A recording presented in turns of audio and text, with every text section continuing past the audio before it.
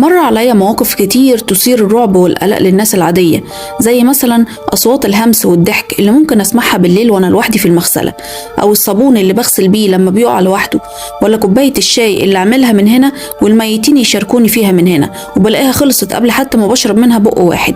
عادي، أنا خلاص اتعودت على كده. أي نعم، كان مستوى الرعب بيزيد لما مثلا عينين الجثة تفتح وأنا بغسلها، أو مثلا تحرك إيديها يمين أو شمال. كنت بنادي ساعتها بدرية زميلتي في المستشفى تقف معايا تساعدني لغاية ما اليوم يعدي. وفي يوم من الأيام اللي عمري ما هنساها، استقبلت المستشفى عندنا 4 جثث ل4 شباب، بنتين وولدين. العربية اتقلبت بيهم فوق الكوبري في المحافظة بتاعتنا، وللأسف توفوا كلهم. فجابولي البنتين عشان أغسلهم، وكانوا مستعجلين عليهم. فلحسن الحظ جت بدرية عشان تساعدني عشان خاطر نخلص بسرعة. هي أخدت بنت وأنا التانية.